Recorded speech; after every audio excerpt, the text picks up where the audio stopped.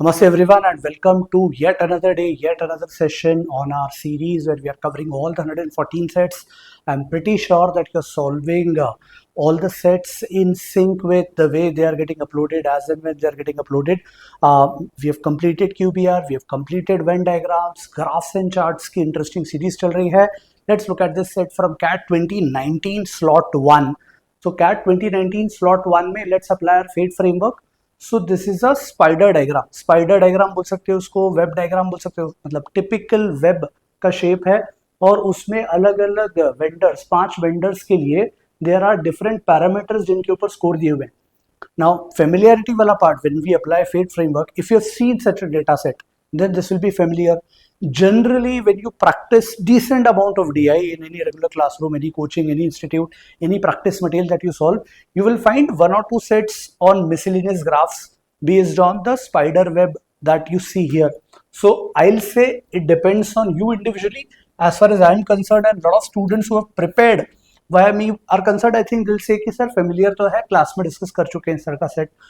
Then comes the next part of ambiguity. Let's quickly look at the ambiguity. So 5 vendors are being considered for a service and the evaluation committee has evaluated each vendor on the 6 aspects. 6 aspects के ऊपर evaluate करा है और उन्होंने example भी बता दिया that vendor 1 obtains a score of 52. vendor 1 obtains a score of 52. तो 50 के just ऊपर है 52 score दे दिया उन्होंने.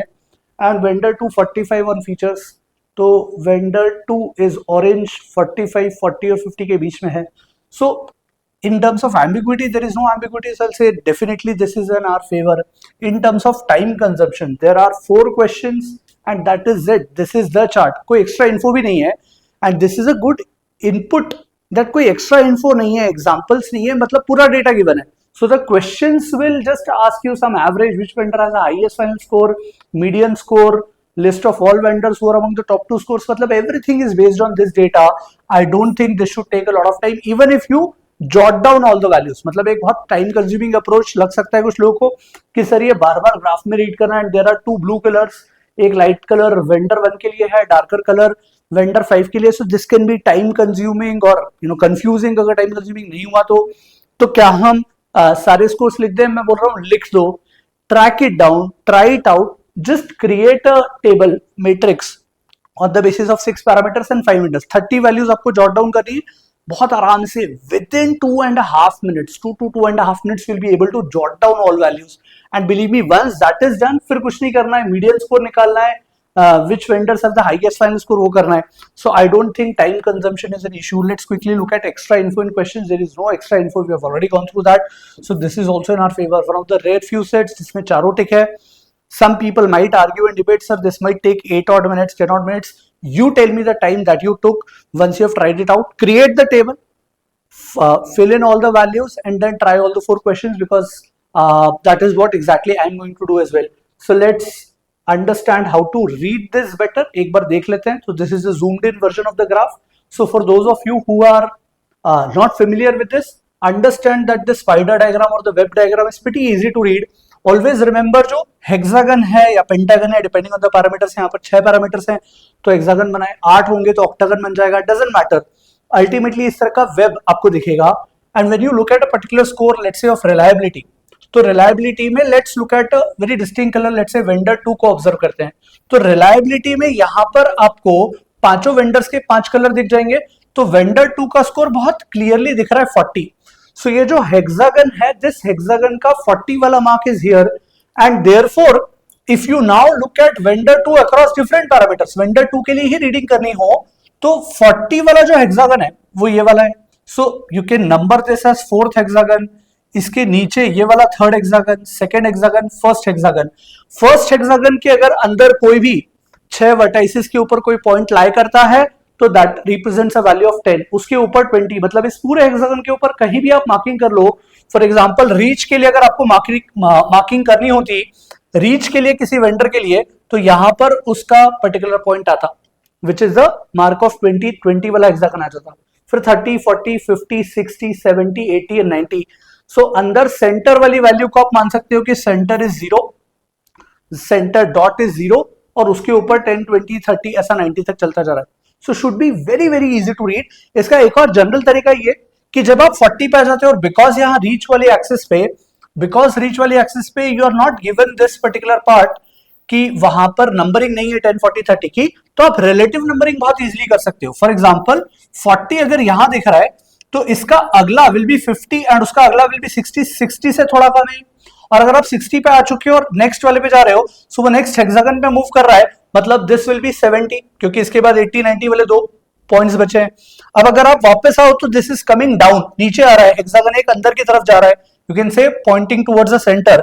तो अगर इसी हेक्सागन पे स्टे करते तो this was 70, this is 60, this is 50, so this will be 45. 45 क्या दिया, 40 30 20 10, वेरी क्विकली वेरिफिकेशन हो जाता है. सो this is 45, this is again 40. 40 के बाद ये जंप करके जूम इन कर रहा है, तो डायरेक्टली देख सकते हो कि आप किस हेक्सागन पे पॉइंट करते हुए जा रहे हो, 80 पे. So it's very easy to read values like this. I hope this part is clear.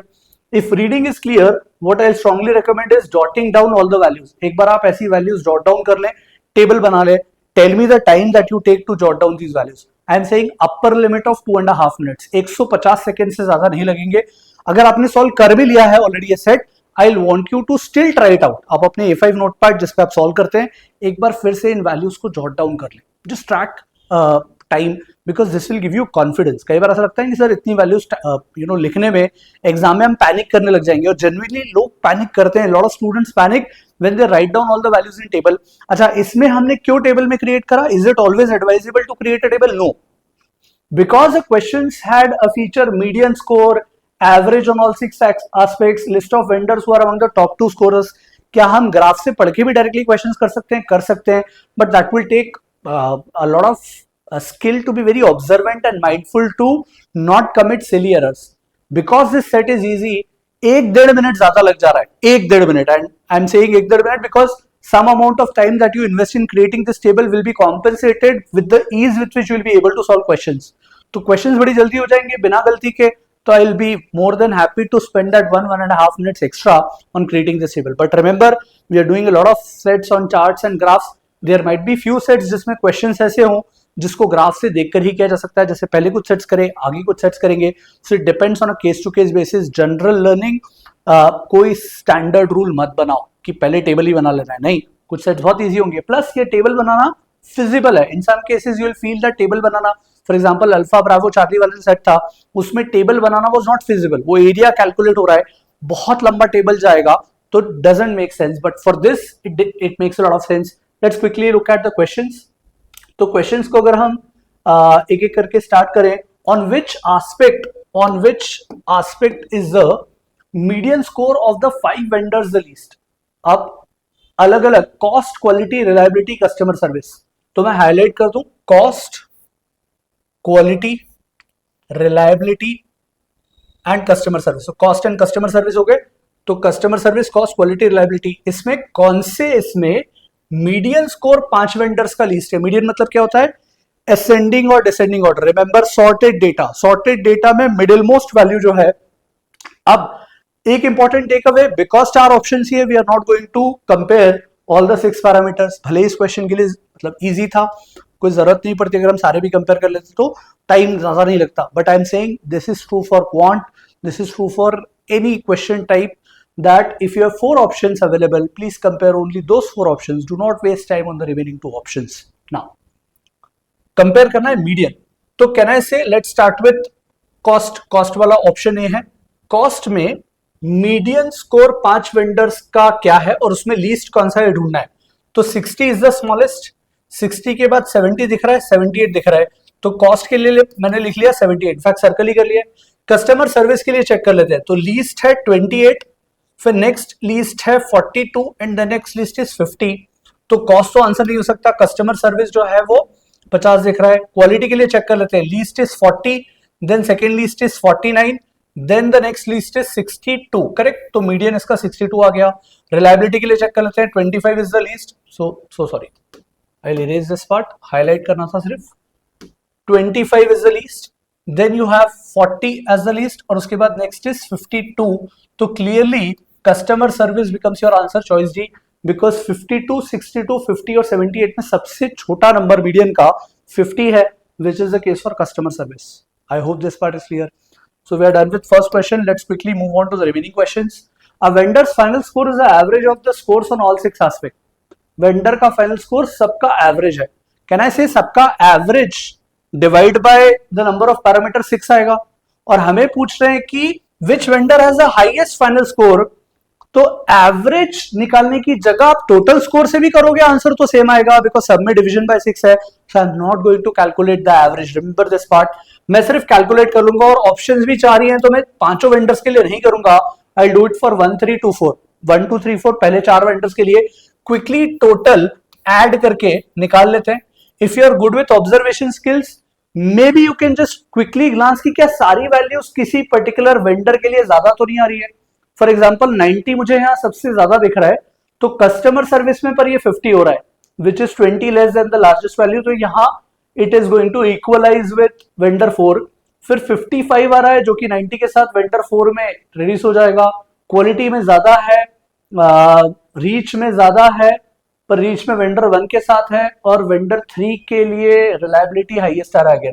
तो there is a chance vendor 3 की काफी बड़ी वैल्यू है, बट वेंडर 4 के साथ कुछ कुछ जगह टाई अप है, कुछ जगह वेंडर 1 के साथ है।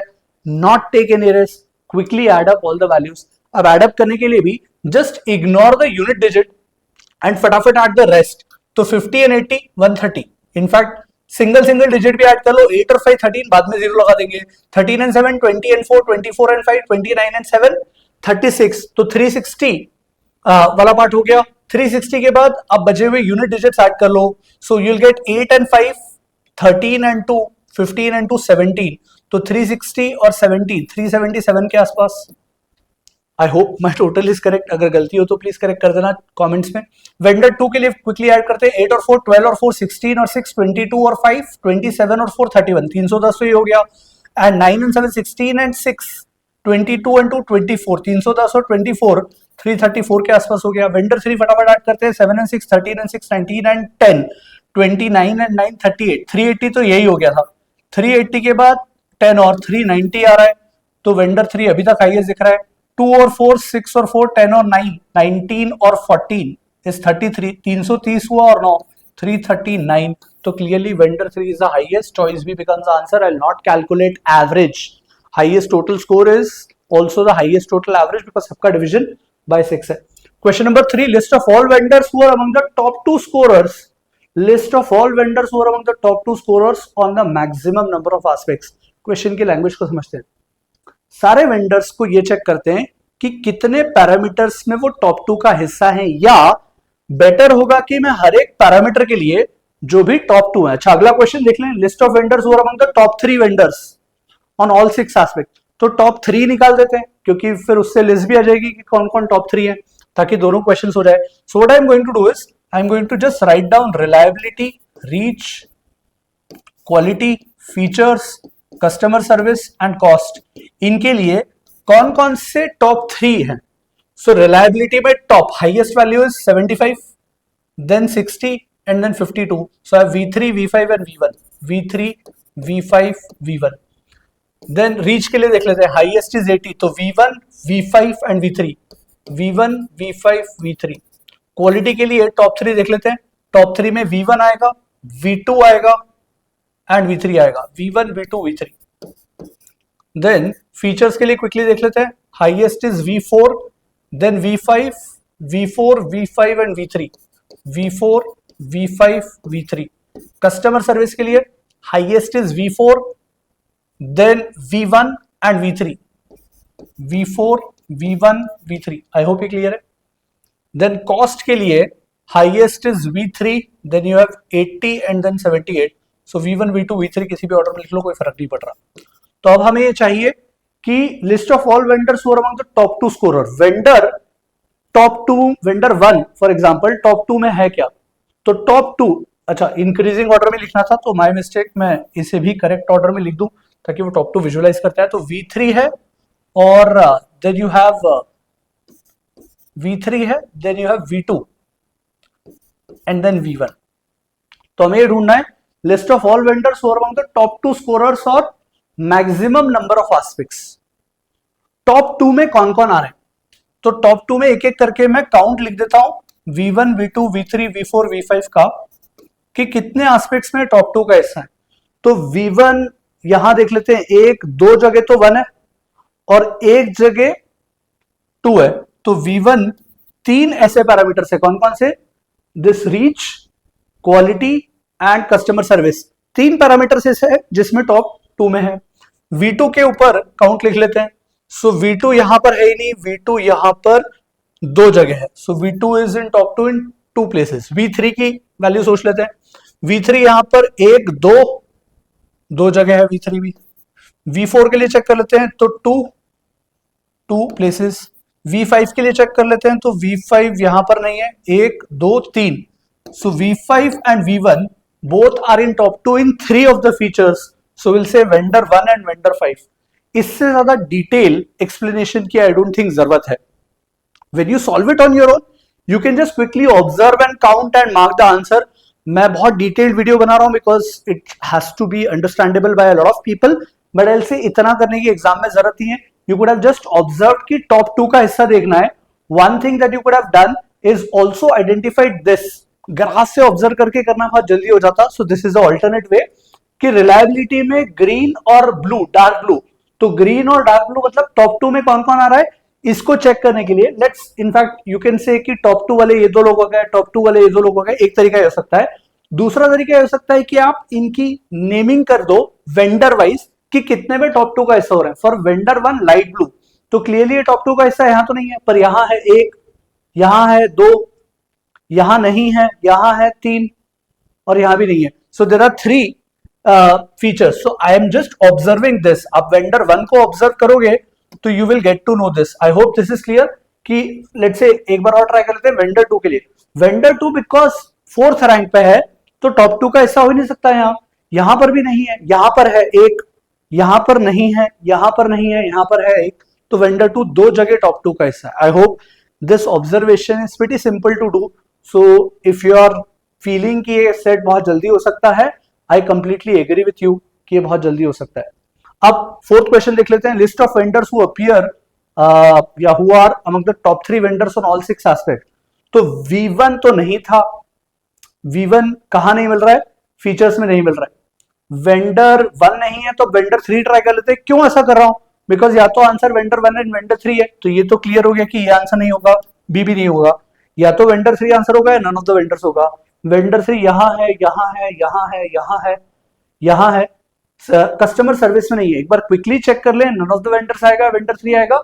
कस्टमर सर्विस में अगर हम टॉप 3 की वैल्यूज लिखेंगे तो कस्टमर सर्विस में यू हैव 70 V4, उसके बाद second highest is 55। So V4 V1, मैंने V4 दो बार लिख दिया है, सो this is an error on my part. एक बार ढंग से लिखते हैं तो ये सिली मिस्टेक्स एग्जाम में नहीं करनी है, that is an important learning again from this. So V4 V1 V3 ये पार्ट आते and therefore correct answer would have been vendor 3। Vendor 3 is a part of all this.